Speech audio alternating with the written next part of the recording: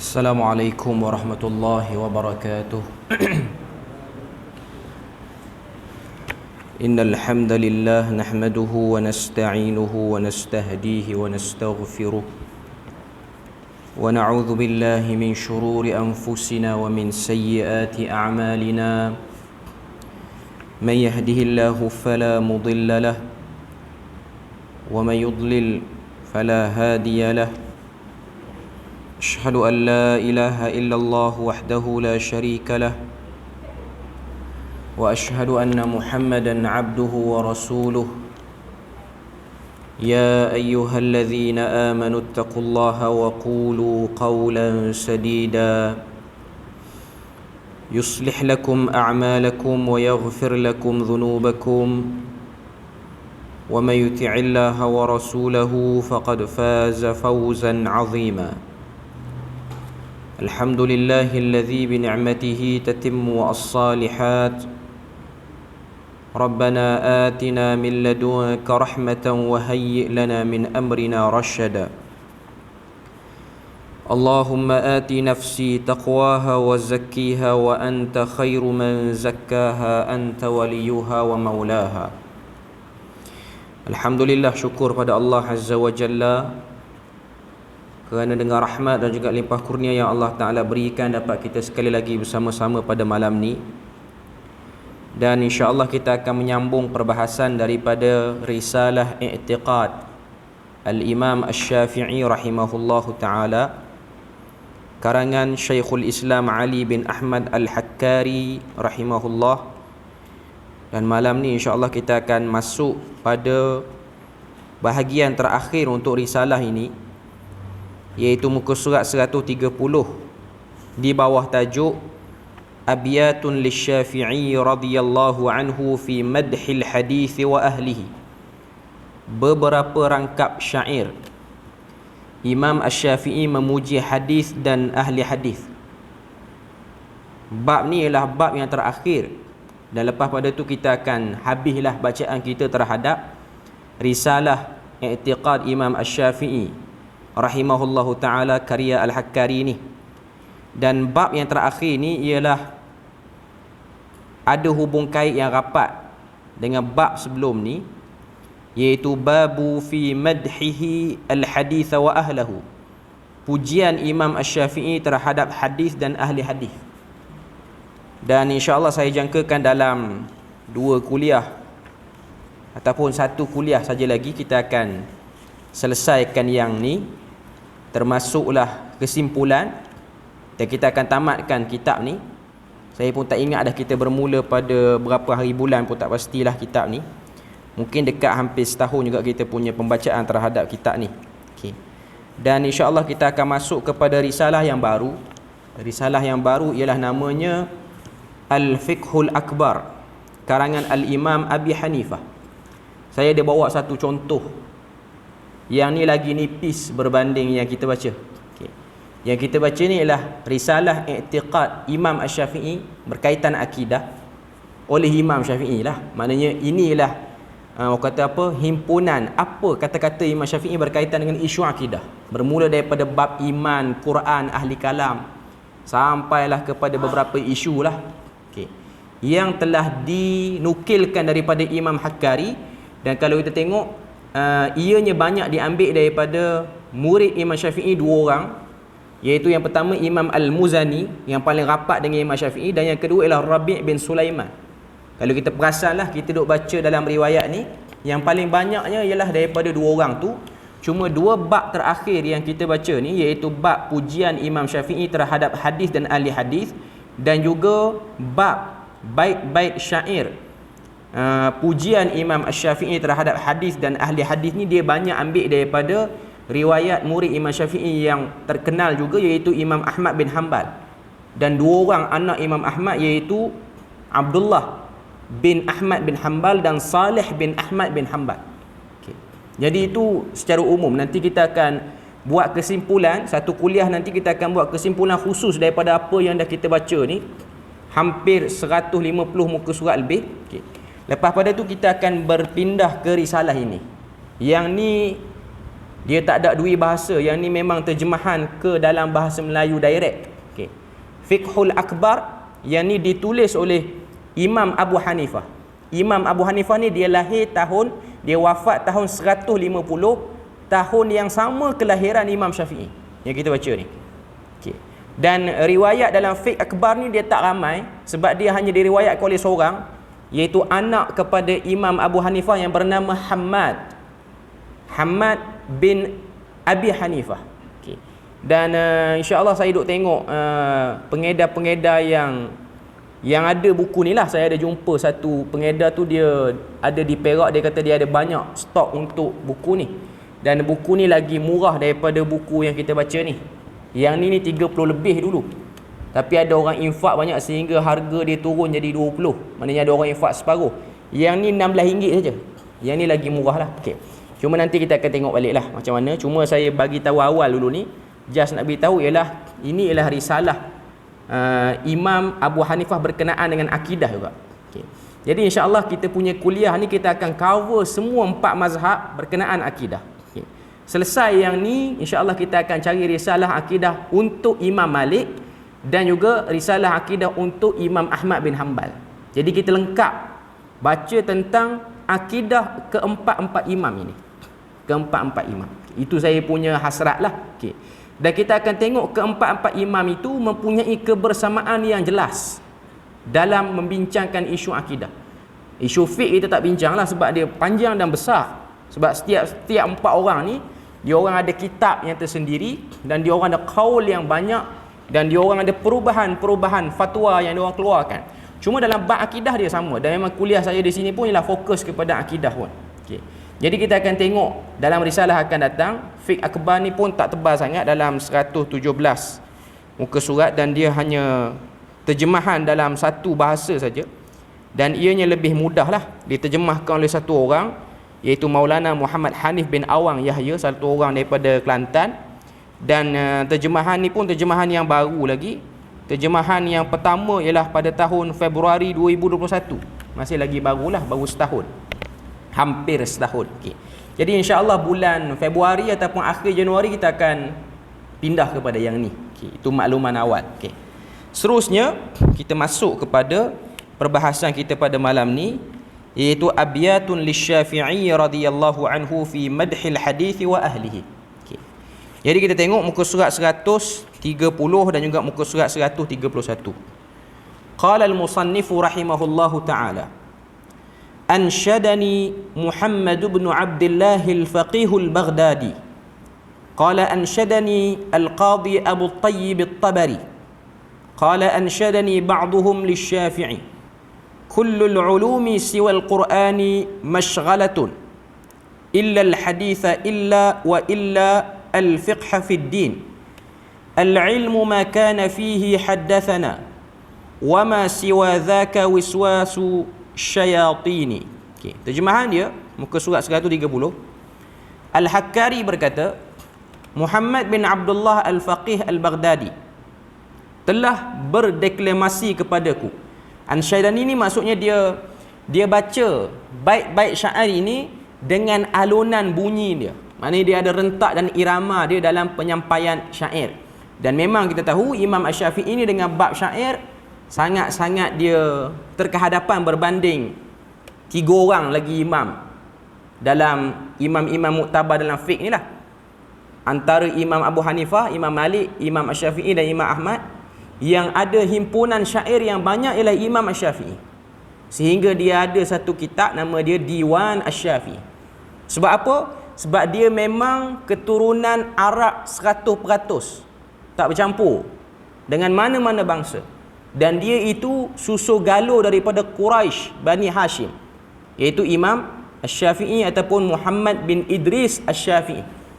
Beza dengan Imam Abu Hanifah yang kita akan baca nanti, yang ni orang Parsi, yang ni bukan orang Arab lah, dia ada keturunan Parsi yang ni. Imam Malik datang daripada kabilah di Yaman, Himyar, dan Imam Ahmad bin Hanbal dia Arab juga tapi dia ada campuran sikit-sikit lah.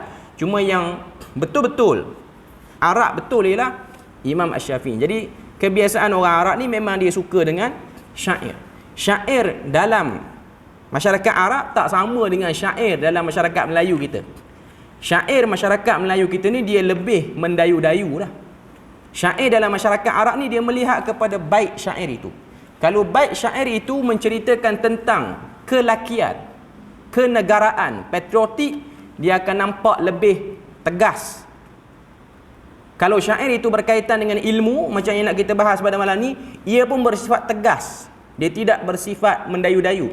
Tapi kalau ada unsur romantism dalam syair itu, maka dia mungkin ada sikit unsur mendayu, tapi dia taklah mendayu macam syair yang dan terdapat dalam masyarakat Melayu kita ni lah. Okay. Jadi kata Al-Hakkari, ansyadani itu maksudnya dia telah nasyidkan kepada aku ataupun dia telah deklamasikan kepada aku. Okay. Kemudian beliau berkata, Al-Qadhi Abu Tayyib At-Tabari telah mendeklamasikan kepadaku. Beliau berkata, ada seseorang telah mendeklamasi kepadaku syair Asy-Syafi'i. Okay, dalam matan tu dia kata, qala ansyadani ba'duhum, telah mendeklamasikan syair ini satu orang, yang mana diambil daripada Imam Syafi'i. Satu orang tu tak dikenali, satu orang yang tak dikenali. Abu Tayyib At-Tabari dia kata ada satu orang. Kalau kita tengok dalam nota kaki 59, dia ada cerita tentang riwayat-riwayat lain yang juga bawa syair-syair ni. Antara dia sebut situ ialah diriwayatkan oleh Tajuddin As-Subki dalam Tabaqat Asy-Syafi'iyah dengan sanadnya juga sampai kepada Al-Hakkari. Imam Tajuddin As-Subki ni dia tulis kitab nama dia Tabaqat Syafi'i, himpunan ulama-ulama yang bermazhab Syafi'i, termasuklah Imam Syafi'i. Turut disebut oleh Ibnu Katsir dalam kitab dia Al-Bidayah wan Nihayah. Bait-bait ini disandarkan kepada salah seorang ulama negeri Sas. Ini di kawasan Aljazair, Algeria hari ini. Sebagaimana yang tertera dalam kitab Syaraf Ashabil Hadis oleh Khatib Al-Baghdadi dan diriwayatkan melalui beliau oleh Al-Qadhi Iyad dalam Al-Imla. Qadhi Iyad ni dia ujung dah sikit, dan kitab Al-Burhan oleh Ibnu Qudamah. Okay, jadi ini ialah sanad-sanad lain yang cerita nasyid ni, ataupun bukan nasyid lah, syair ni diambil di mana. Okey. Sekarang kita nak tengok dia punya maksud bait-bait syair itu. Kullul ulumi siwal Qur'ani mashghalatun illa al-haditha wa illa al-fiqha fid dini. Semua ilmu selain Al-Quran adalah ilmu yang menyibukkan kecuali ilmu hadis dan ilmu fiqh. Ini kata-kata Imam Syafi'i, bait-bait syair Imam Syafi'i. Kullul ulumi siwal Qur'ani mashghalatun. Semua ilmu selain pada Quran itu hanya benda yang menyibukkan kamu. Maknanya bukan benda yang diutamakan, diprioritikan. Illal haditha, kecuali ilmu hadis, wa illal fiqha fid din, dan juga ilmu fiqh dalam agama. Okay. Fiqh dalam agama sini kita jangan faham fiqh ibadat, fiqh muamalat, fiqh munakahat. Fiqh ini maksudnya ialah al-fahmud daqiq fi kullil asya, memahami sesuatu dengan jelas dalam semua urusan. Termasuk dalam fiqh juga ialah akidah. Sebab tu kitab yang akan kita baca ni oleh Imam Abu Hanifah yang akan datang ni, nama dia Fiqhul Akbar, kefahaman yang utama, iaitu berkaitan dengan akidah. Okay. Kita tengok dalam syarah. Dalam syarah dia kata, wa hadhihi al-abyatu 'anil Imam Asy-Syafi'i fiha, ini ialah bait-bait daripada Imam Syafi'i. Ta'zimun lil Qur'ani wal hadis, satu penghormatan terhadap Quran dan ilmu hadis. Wa annahu yanbaghi lil insani an ya'khudha bil Qur'ani wal hadis, dan sepatutnya seharusnya bagi seseorang tu mengambil ilmu yang datang pada Quran dan hadis dulu. Wa an yatrukal ulumul ukhra allati tuzahimuha, dan meninggalkan ilmu-ilmu lain yang akan menyibukkan dia. Okey. Kemudian kita tengok al-ilmu ma kana fihi haddatsana wa ma siwa dzaka wiswasus syayatini. Yang namanya ilmu itu adalah yang ada padanya perkataan haddatsana. Dalam kurungan dia buat situ, fulan telah memberitahu kami. Manakala selain daripada itu hanyalah sekadar bisikan syaitan. Okey. Sini dia nak sebut tentang syaraf ilmu hadis, kemuliaan ilmu hadis. Sebab apa mulia ilmu hadis? Sebab cara ilmu hadis itu dijaga. Hadis itu ialah disandarkan kepada kata-kata Nabi. Bila mana kita sebut hadis, maksudnya ialah setiap benda yang disandarkan kepada Nabi daripada perbuatan dia, perkataan dia, persetujuan dia, sifat tubuh badan dia, sifat kejadian dia, semua sekali yang berkait dengan Nabi, itu kita sebut sebagai hadis dan juga disebut dengan nama sunnah. Sebab apa ilmu ini besar? Sebab ilmu ini telah disusun dengan adanya disiplin haddatsana. Haddatsana ni kalau orang belajar hadis dia panggil siyagh at-tahammul ataupun sirah at-tahammul. Cara nak ambil satu pernyataan tu betul ataupun tidak, kena ada kalimah haddatsana. Haddatsana ni maksudnya telah memberitahu oleh dia kepada kami. Ini cara terima ilmu. Sebab tu kalau kita tengok dua perkataan, bila mana dia diletakkan dalam sanad hadis, perkataan ini menunjukkan sanad itu kuat. Pertama haddatsana, yang kedua ialah sami'na ataupun sami'tu. Aku dengar dengan telinga aku sendiri. Dan dia ada cabang-cabang dia lah. Dia ada amba'ana, akhbarana lepas pada tu. Cuma haddatsana ni yang paling kuat dengan sami'tu. Sebab dia duduk face to face, dia dengan tok guru dia dua orang saja. Kalau akhbarana dan amba'ana ni, dia boleh jadi majlis pembacaan hadis yang besar. Satu orang guru hadis duduk dan anak murid dia ramai, maka anak murid dia nak bawa cerita yang diambil pada guru, dia kena guna perkataan akhbarana, telah mengkhabarkan pada kami, ataupun amba'ana, telah menceritakan pada kami. Tapi haddatsana ianya satu lafaz yang eksklusif, nak menunjukkan bahawasanya aku ambil ini dengan teliti dan betul-betul. Inilah ilmu yang ada pada zaman dulu yang telah dicipta oleh para ulama silam. Dia bukanlah nak kata cipta tu lepas Nabi wafat baru cipta. Zaman Nabi hidup pun keprihatinan para sahabat terhadap penerimaan hadis ni dah ada.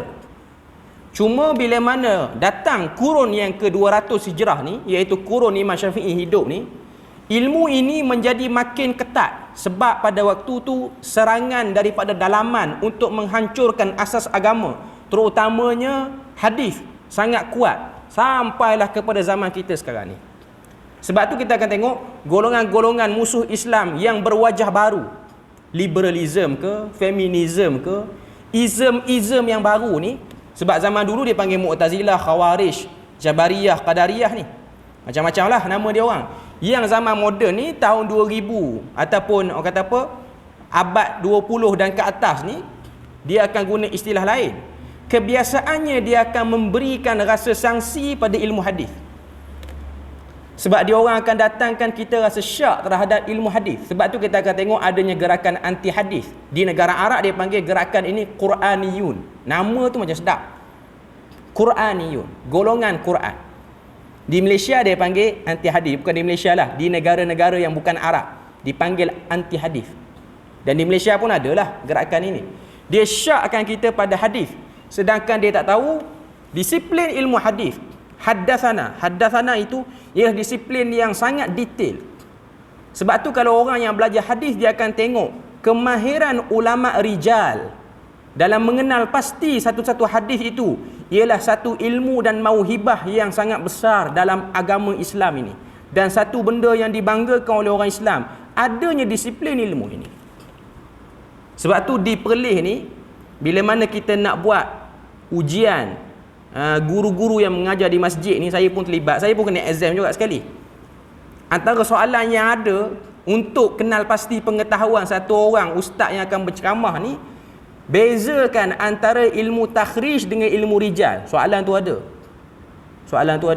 Maknanya nak tunjuk kepada kita bahawasanya benda tu penting bagi seorang yang belajar agama. Dia kena tahu penilaian, penerimaan ilmu hadis. Dan semua riwayat-riwayat yang disebutkan riwayat yang disandarkan kepada Nabi perlu ada keprihatinan seperti ini. Sebab tu Imam Syafi'i kata al-ilmu ma kana fihi qala haddatsana. Ilmu itu ialah apa yang ada padanya perkataan haddatsana. Kalau dia hanya sebut an ba'du ataupun an ba'duhum, daripada sekian, tak kuat. Sebab tu kalau kita belajar ilmu hadis, an sekian-sekian, dia ada perkataan an. Hadis tu dikenali sebagai hadis mu'an'an ataupun hadis an'anah. yang termasuk dalam kategori hadis dhaif, sebab cara dia terima hadis tu tak kuat. Kalau dia berjaya bawa lafaz haddatsana ataupun sami'tu ataupun akhbarana ataupun amba'ana setelah melalui proses penelitian oleh para ulama, maka ilmu itu ataupun perkataan itu akan dinilai sebagai hadis Nabi. Itu detail dan telitinya. Sebab tu orang yang belajar kitab-kitab hadis, orang yang belajar dalam bidang hadis, dia akan tengok kitab ilmu rijal ni banyak. Dan kita pun macam impresif tengok kesungguhan para ulama hadis. Dan kita tahu para ulama hadis ni bukan hanya kalangan lelaki, perempuan pun ada. Guru Imam Bukhari pun ada daripada kalangan perempuan. Kita boleh tengok data-data perawi yang bawa hadis Nabi ni diingati, dihafal oleh mereka. Dan mereka punya data tu kadang-kadang lebih komplit berbanding sistem komputer zaman kita ni. Kita tengok di immigration. Immigration dia ada sistem, orang ni masuk keluar negara mana. Benda tu dah ada dalam kepala ahli hadis dulu. Sebab tu satu orang perawi ni, dia umur ni dia duduk negara mana, dia boleh trace. Walaupun zaman tu tak ada komputer lagi, boleh tahu satu orang ni pernah lalu dak kawasan ni, pernah jumpa dak orang ni. Ini ilmu yang ada. Itu kekuatan minda manusia. Maknanya manusia boleh pergi ke tahap itu. Walaupun dari segi fasiliti tidaklah semoden zaman sekarang dengan adanya bermacam-macam gadget yang boleh membantu. Cuma nak katanya ialah itu siyanatul ilm, penjagaan ilmu, pemeliharaan ilmu yang sangat luar biasa oleh para ulama. Sebab ianya berkait dengan dosa besar. Sebab nak sandar satu benda ni pada Nabi, kalau tak kena gaya, orang tu siap tempat dalam neraka. Nabi dah ancam benda tu. Sebab tu para ulama dia berhati-hati. Wa ma siwa dzaka waswasus syayatini, dan apa yang selain daripadanya itu ialah bisikan syaitan. Maknanya ilmu-ilmu lain yang selain daripada Quran, selain daripada hadis, yang tidak didatangkan dengan riwayat yang betul, maka itu boleh jadi waswas syaitan. Sebab tu kita akan tengok ancaman kepada Quran pun ada. Ada golongan yang mendakwa Quran ni ada batinnya, bukan zahirnya sahaja, yang dikenali dengan nama batiniyah. Dan ianya ialah satu kumpulan yang masih wujud sampai ke sekarang, sampailah hari ini di Malaysia kita ni pun masih lagi ramai seperti itu kumpulan ini. Okey. Jadi itu benda yang kita boleh tengok. Bait Imam Syafi'i dia highlightkan pada kita, dua bait syair ini highlightkan pada kita ilmu yang penting. Kemudian matan seterusnya, wa ansyadani Sa'id bin Muhammad al-Idrisi bi Saida. Qala ansyadani Abu Abdullah Muhammad bin al-Husain Sibawayhi al-Asbahani bi San'a. Qala ansyadana Abu Abdullah al-Faqih al-Maraghi lisy-Syafi'i rahimahullah. Muka surat 133. Idza ra'aita syabab al-hayy qad nasha'u la yanquluna qilal al-hibri wal waraqa wala turahum ladal asyakhi fi hilaqin ya'una min salihil akhbari mattasaqa fada'humu anka wa'lam annahum hamajun qad abdalu bi'uluwil himmati al-humuqa. Okey, kita tengok terjemahan dia. Al-Hakari berkata Al-Hakari berkata, muka surat 130, Sa'id bin Muhammad al-Idrisi telah berdeklamasi kepadaku di Saida. Saida tu nama tempat di kawasan Iraq juga. Okey. Beliau berkata Abu Abdullah Muhammad bin Al-Husain Sibawayh Al-Asfahani. Ini gelaran kepada Abu Abdullah Muhammad bin Al-Husain. Digelar sebagai Sibawayh Asfahan. Asfahan ni di mana? Di Iran. Di Iran lagi lah, dengan nama Isfahan, masih lagi dengan nama yang lama. Telah berdeklamasi kepadaku di San'a. San'a ni di Yaman, ibu negara Yaman hari ni. Beliau berkata Abu Abdullah Al-Faqih Al-Maraghi telah berdeklamasi kepada kami syair Asy-Syafi'i, semoga Allah merahmati beliau. Muka surat 132. Idza ra'aita asy-syabab al-hayy qad nasha'u la yanquluna qilal al-hibri wal waraqa.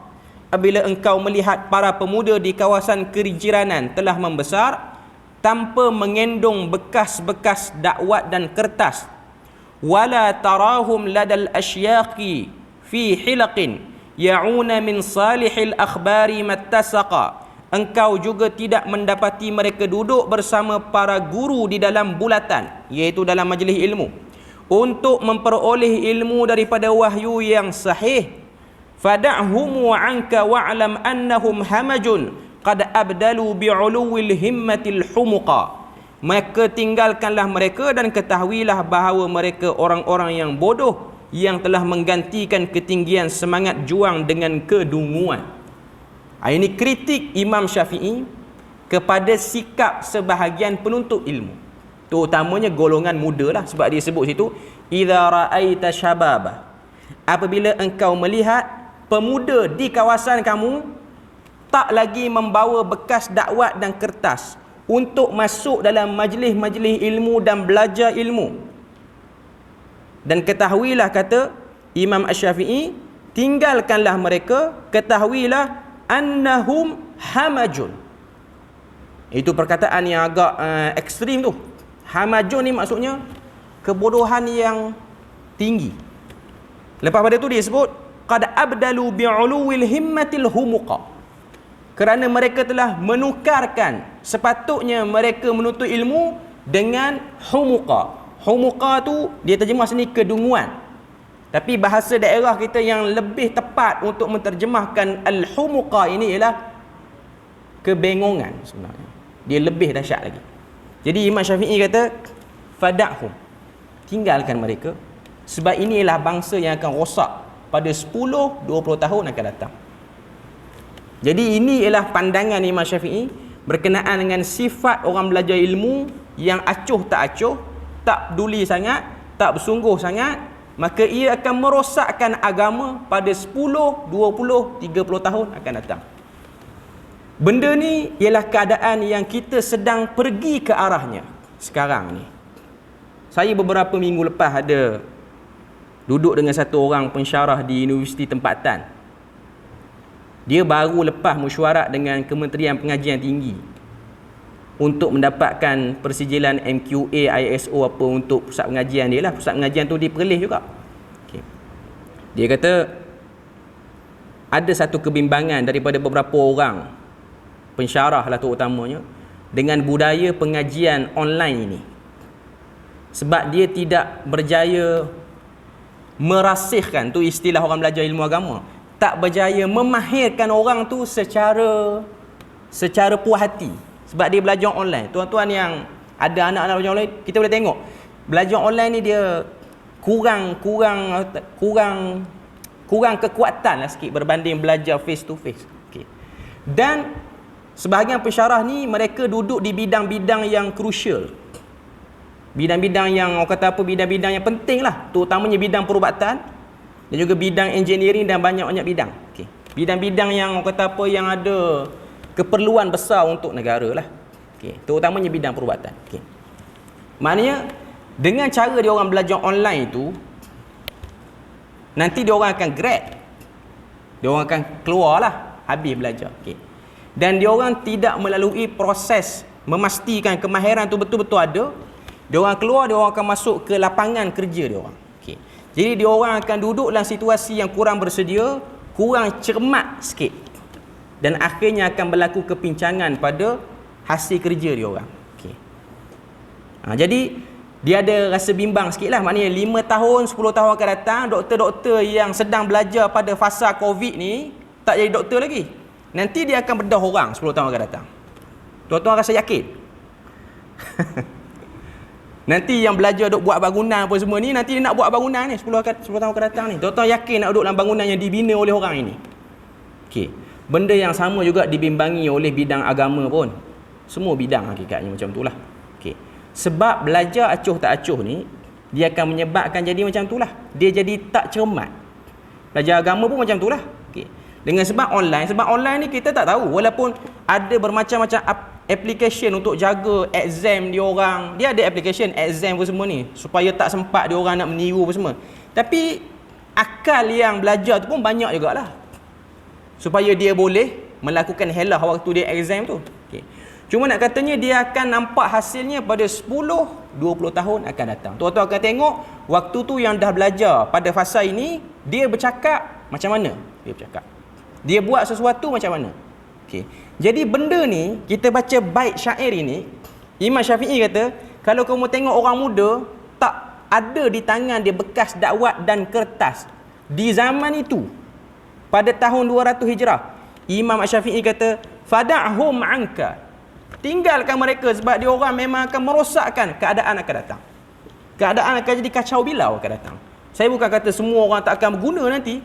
Cuma nak katanya, orang yang belajar, dia kena sedar kepentingan untuk dia perlu kemaskan diri dia supaya dia jadi orang yang cermat. Ni bukan orang belajar agama saja. Semua bidang pun. Dia tidak jadikan alasan, aku belajar musim Covid, nasib lah. Kerja lepas pada ni jadi orang tak cermat. Itu bukan alasan untuk anda jadi orang tak cermat. Tapi kena fikir satu, kesedaran tu kena datang daripada awal. Sebab tu dalam Islam, dalam agama Islam ni, orang yang nak belajar agama, dia bercakap pada bab niat lagi. Kenapa kamu nak belajar agama? Dan dalam Islam ni dia ada ancaman orang belajar agama yang tak bertanggungjawab. Belajar agama buat penyelewengan dalam fakta-fakta agama. Belajar agama tak cermat, cakap haru biru. Ini semua tempat-tempat yang jahanam di akhirat nanti. Maknanya di situ Nabi memberi peringatan. Sebab tu Nabi sebut, man ta'allamal ilma liujariya bihil ulama. Siapa-siapa yang belajar ilmu untuk tunjuk hebat di hadapan para ulama. Cerdik, maknanya orang yang macam ni lah orang yang cerdik. Dia belajar, exam dia tinggi, dia boleh membalas hujah-hujah para ulama. Kemudian yang kedua Nabi kata, liumariya bihi sufaha. Tunjuk pandai depan orang bodoh. Tunjuk pandai depan orang bodoh ni, budak tu tak semestinya cerdik. Dia kadang-kadang dia belajar, dia makbul pun. Makbul ni orang belajar agama lulus saja. Depan orang kampung dia boleh tunjuk hebat lah. Okay, tapi depan orang yang ada ilmu, dia tak berani kot. Okay.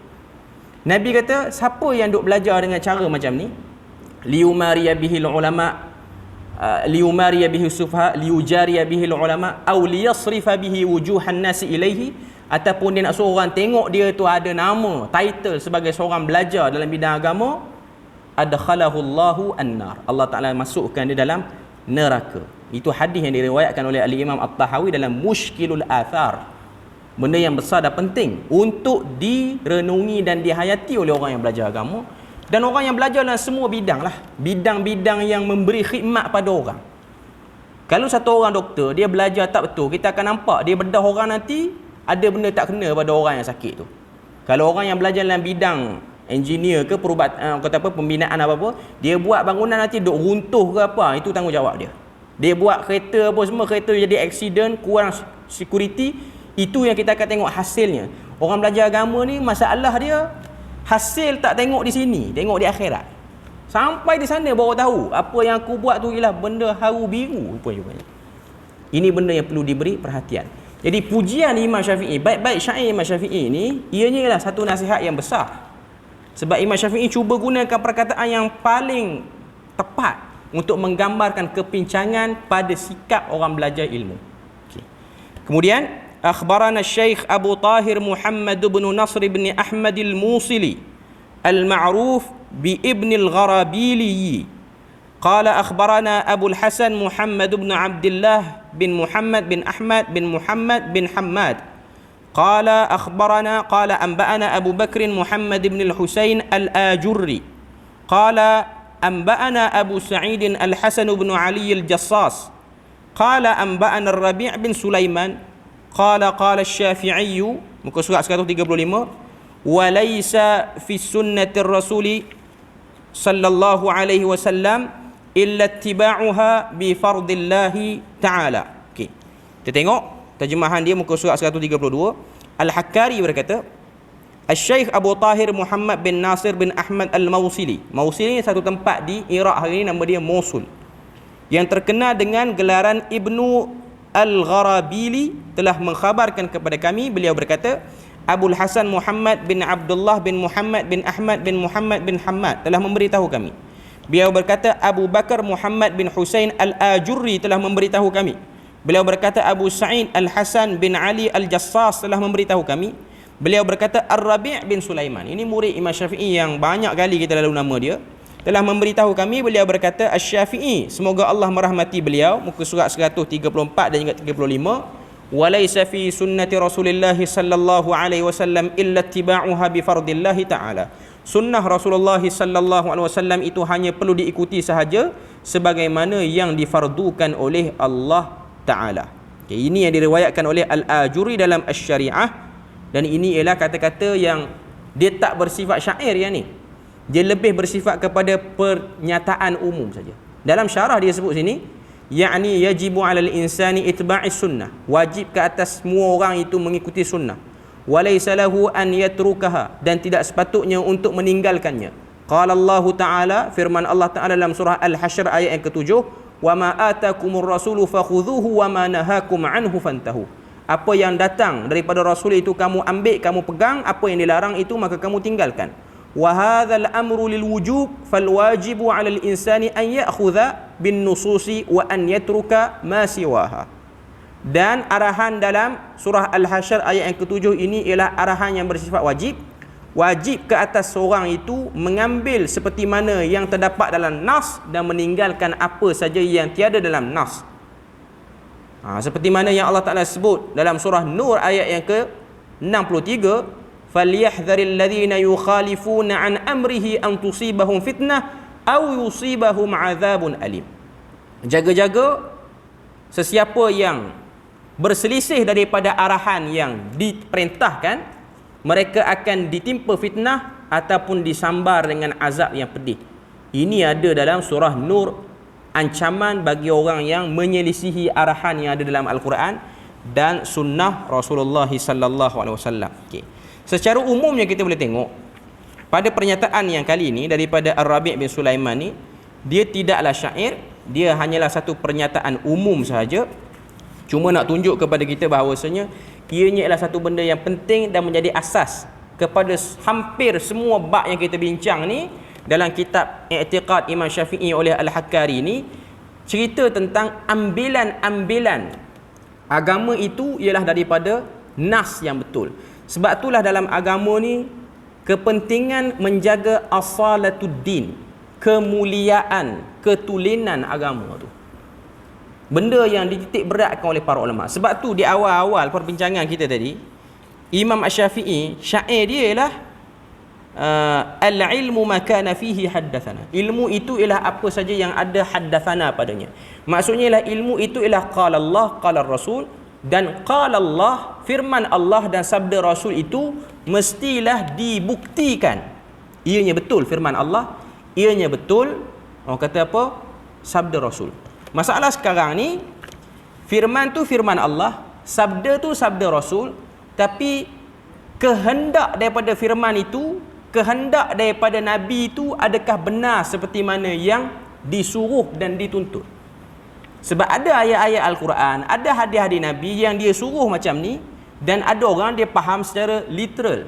Sebab tu ilmu hadis dan juga ilmu ada dalam Quran, ayat Quran dan hadis Nabi ni, dia bukan hanya boleh diambil secara literal sahaja.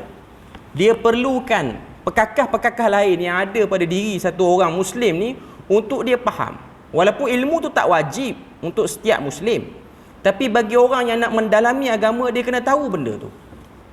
Dan zaman kita ni berbeza dengan zaman para sahabat. Sebab zaman para sahabat fitnah, tafsiran-tafsiran baru, penyelewengan-penyelewengan tidak sehebat dengan zaman sekarang. Zaman sahabat ni penyelewengan terhadap ayat Quran tak banyak, penyelewengan terhadap hadis Nabi tak banyak. Zaman kita ni dia banyak. Sebab itulah saya tengok keperluan pada zaman kita ni ialah untuk menjelaskan kecelaruan lebih besar berbanding menjelaskan teori umum. Ilmu-ilmu asas yang dah ada pada orang awam perlu dijelaskan di mana kekeliruan dia, di mana yang samarnya, supaya orang akan nampak, okey, sini tempat dia. Cuma cabaran nak cerita benda ni pada akhir zaman, ianya satu benda yang berat. Sebab nak perbetul balik kebiasaan orang yang dah lama buat kepada benda yang tepat, ianya benda yang berat untuk dilakukan. Tempat ni lah, benda ni lah yang tak berani dilakukan oleh ramai orang. Nak cerita balik, sebenarnya yang duk buat ni salah sikit je, bukan salah banyak pun, tapi orang tak berani lah. Sebab tu penting satu ilmu itu dijaga ketulinan dia, dijaga ketulinan dia. Dan kalau tengok bila mana penyelewengan itu diulang-ulang selalu, orang akan nampak benda tu normal, benda tu biasa. Sebab itulah tuan-tuan tengok 2-3 hari ni, orang yang pergi buat umrah pun tak berapa nak sihat sangat orang Malaysia kita ni. Tuan tengok 1-2 hari kemarin baru ada satu orang Malaysia kita pergi buat umrah, dia kata dia jumpa Nabi dalam Raudah. Lepas tu Nabi kata dia Ahlul Bait. Okey. Saya tak nak komen yang dia tu. Saya nak ambil perhatiannya pada perkataan dia bila dia kata dia tu tak reti cakap Arab, walaupun kita tahulah dia tu sakit, dia ada sakit mental macam-macam lah. Tapi dalam sakit mental dia pun dekat dengan 1000 orang tengok live dia. Itu baru yang sakit mental buat persembahan. Okey. Mana kita boleh tengok dahsyat jugalah dia punya performance dia tu. Okey. Dia sebut, dia kata dia duduk dalam Raudah, tiba-tiba dia tengok satu orang. Ingat ke jaga, rupa-rupanya Nabi. Dia sangka benda orang itu ialah Nabi. Okey. Tak apalah. Kita boleh lagi nak berlapang dada dalam bab ni. Maknanya orang kata apa, jumpa Nabi ni masih lagi boleh lah. Tapi yaqazah tu ada bab perbincangan khusus lah. Okey. Dia kata Nabi kata dekat dia, kamu Ahlul Bait. Dalam bahasa Arab lah. Cuma sebab dia tu Melayu, Nabi tu macam cuba nak fahamkan dia bahawasanya dia tu Ahlul Bait. Jadi dia duduk fikir, macam mana dia Ahlul Bait sedangkan dia ni Melayu. Okay. Lalu Nabi kata ni bukan hadis Nabi. Nabi kata pada dia yang duk sakit tu. Okay. Dia kata, Nabi kata, Assalamualaikum ya Ibrahim thalathah. Dia kata, salam sejahtera atas Nabi Ibrahim. Nabi Ibrahim tu tiga apa dia? 3 orang isteri. Okay. Dia pun duk terfikir maklumat lama yang dia dah ada kot. 3 orang isteri Nabi Ibrahim ni iaitu Sarah, Hajar dan Qanturah. Okay. Daripada Sarah keluarnya Bani Israel, daripada Hajar keluarnya Arab, dan daripada Qanturah ni, yang ni lah yang jadi problem sebab tak jaga disiplin ilmu hadis dan ilmu riwayat ni. Daripada Qanturah ni ramai orang duk percaya sekarang ni, daripada Qanturah ni keluarnya Asyawiyin, bangsa Asia, termasuk Melayu dalam tu. Okay. Pertama saya nak beritahu, riwayat yang mengatakan Qanturah itu isteri Nabi Ibrahim, riwayat dia Israiliyat. Itu yang pertama. Buka dalam Bible memang ada yang dibaca dan dipegang oleh orang Kristian hari ni. Okay. Tapi kita pun tahu dalam disiplin mengambil riwayat Israiliyat ni ada berbagai pandangan. Israiliyat tu sama ada boleh diterima ataupun tak boleh diterima, ataupun perlu dibuat kajian pada narrator dia ataupun perawi dia. Okay. Kita buka dalam Al-Bidayah wan Nihayah oleh Ibnu Katsir, memang ada riwayat mengatakan isteri Nabi Ibrahim yang tidak masyhur namanya ialah Qanturah, ataupun dalam bahasa lain ialah Keturah, istilah dia. Okay. Tapi daripada Qanturah itu dia berpindah pergi ke timur, dan daripada perpindahan dia tu keluarnya bangsa Asia, itu tidak ada dalam kitab-kitab tarikh yang awal dulu. Bukan kitab hadis, kitab sejarah yang awal pun tak ada sebut. Yang kata daripada Qanturah ni keluar Melayu baru 2-3 tahun ni baru duk keluar. Okay. Cuma saya kata antara sebab yang jadi masyhur pandangan yang tidak akademik ini, kerana yang menyampaikan pandangan itu ialah satu orang yang memenuhi kuliah di masjid dan surau juga, dan dia ada pengaruh. Jadi orang Melayu kita pun duk syok, duk rasa kita keturunan Nabi. Yang pasti kita memang keturunan Nabi Adam, maknanya keturunan Nabi jugalah. Okay. Tapi keturunan Nabi bukanlah satu penghalang untuk kamu tidak dikritik. Itu poin dia. Yang saya tengok ni, dia nak suruh kata keturunan Nabi tu sebab nak suruh kata aku ni betul, jangan duk kata aku lebih-lebih lah. Dia nak pergi yang tu. Cuma dia tak berani kata aku ni betul, tak pernah salah. Dia nak kena ada satu benda yang akan angkat dia dulu, iaitu keturunan Nabi itu sendiri.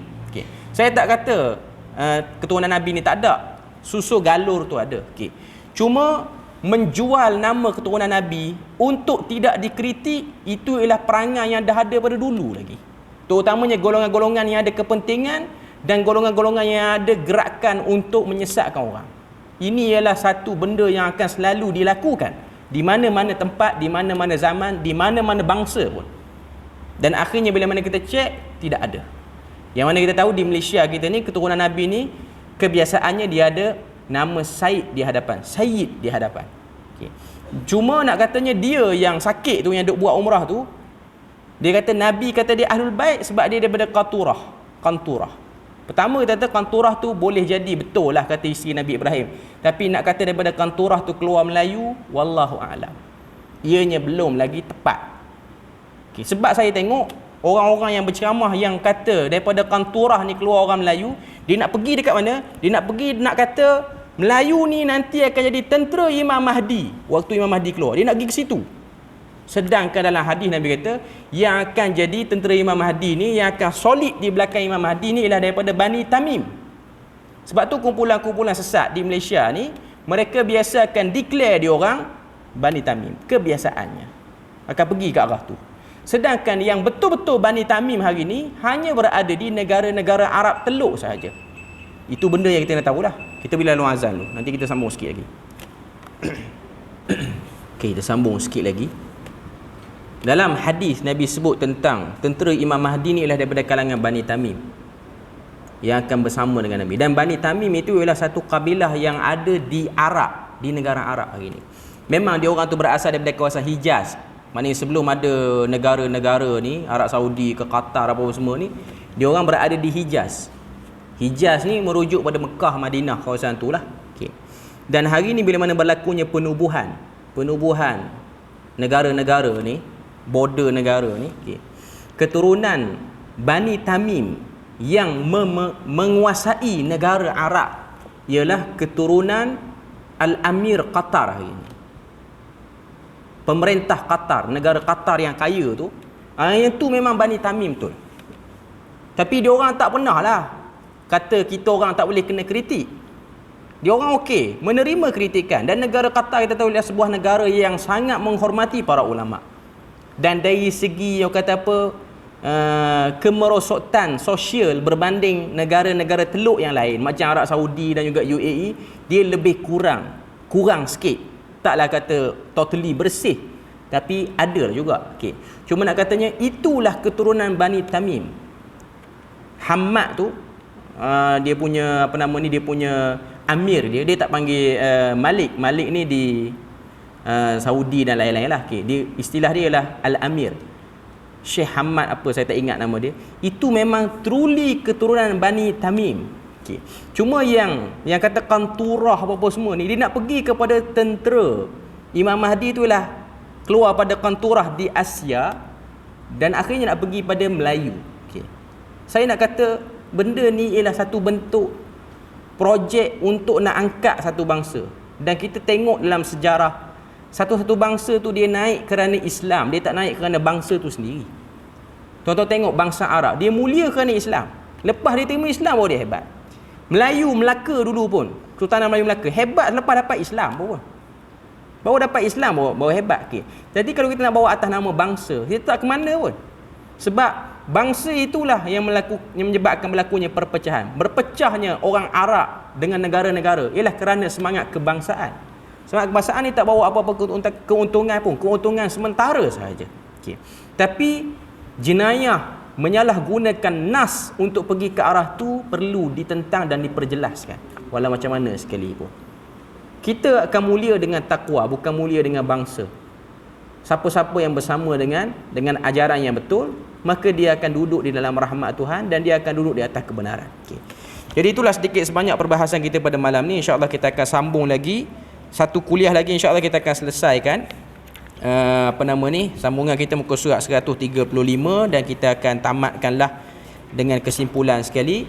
Subhanakallahumma wa bihamdik asyhadu an la ilaha illa anta wa astaghfiruka wa atubu ilaik. Wassalamualaikum warahmatullahi wabarakatuh.